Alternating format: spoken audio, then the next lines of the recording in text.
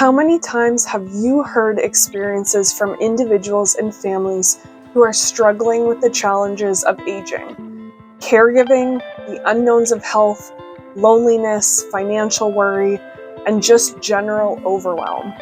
I spent 10 years working in the aging sector, hearing these same stories of struggle over and over again. And at the root of it all, no one is teaching us how to plan for aging from a holistic perspective. So welcome to the Ageucation Podcast. This is where you will get the aging education you didn't know you needed. My name is Jess Davis. If you are in your 60s or 70s, or you have parents in their 60s, 70s, or 80s, you are in the right place, my friend. We are all aging. We all want to maintain our autonomy and independence as we age. So let's intentionally prepare our families for the needs of our eldest years.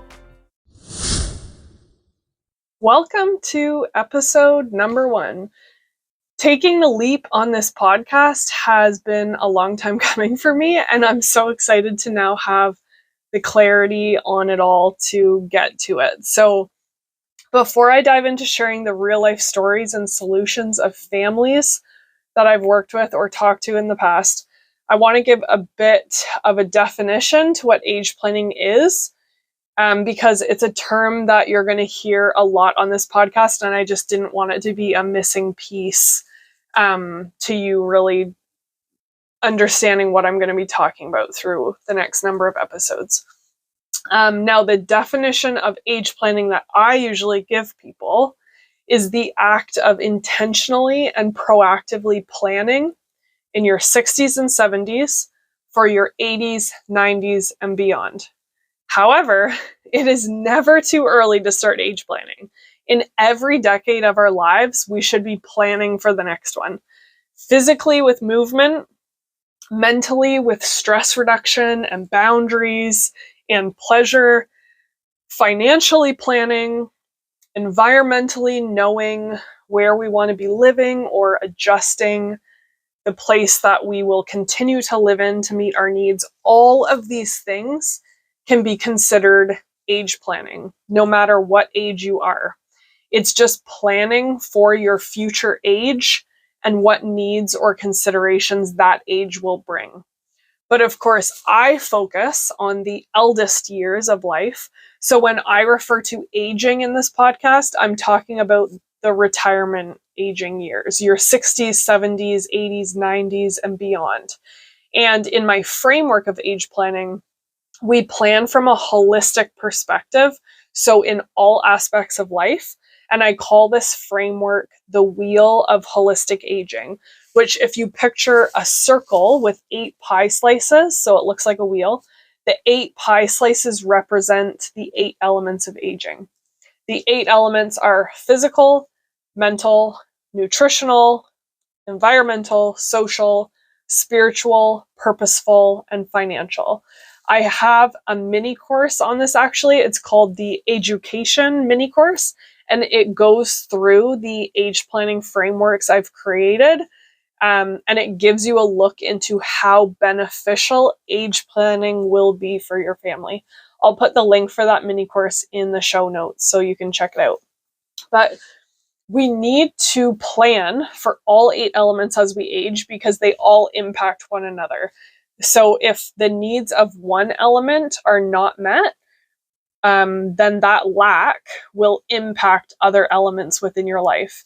And we create optimal aging when all 8 elements are being considered and planned for. And there's a balance. I often say age planning will create the balance of optimal aging. But we actually have to be primed and ready to plan for aging, to truly do it from a place of awareness and intentionality. And this sense of being primed, I explain with another framework that I call the road to age planning, which is also fully expanded and explained in the Ageucation mini course. So just another reason to check that out.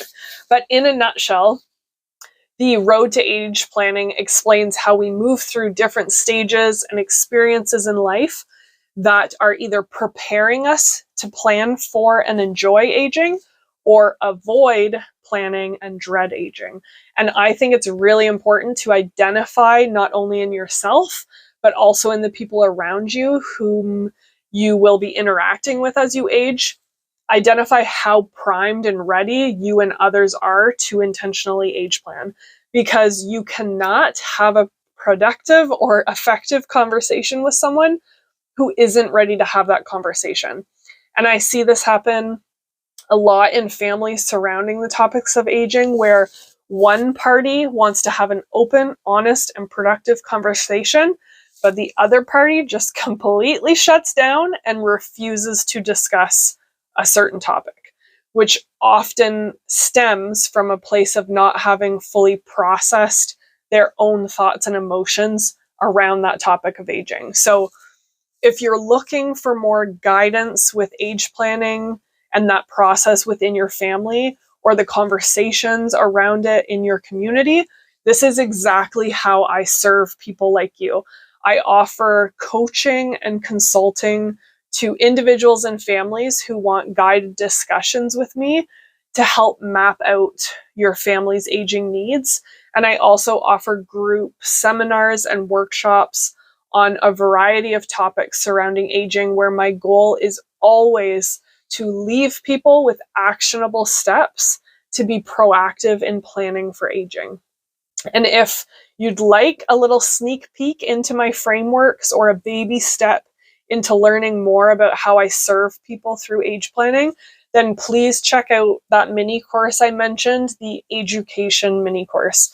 That course is 6 videos. It's super simple. And within those, I kind of start with an icebreaker that outlines 5 of the top questions people often ask about aging parents.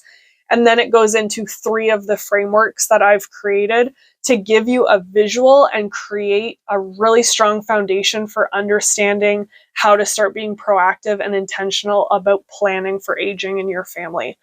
But for now, I'll leave it there, because that was a lot of information for a first episode if this is your first time finding me and understanding what I'm all about.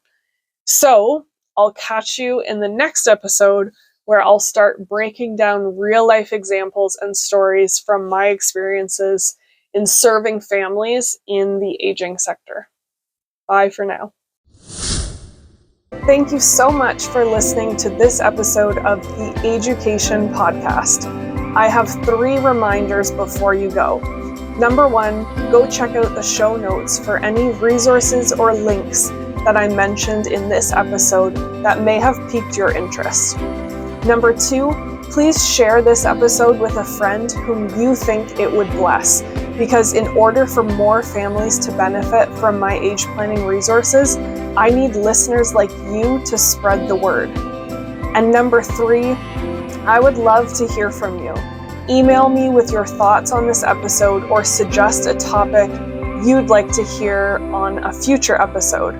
Find my email in the show notes. And remember, we're all aging. Aging is the same as living, and it is a privilege to live and to age.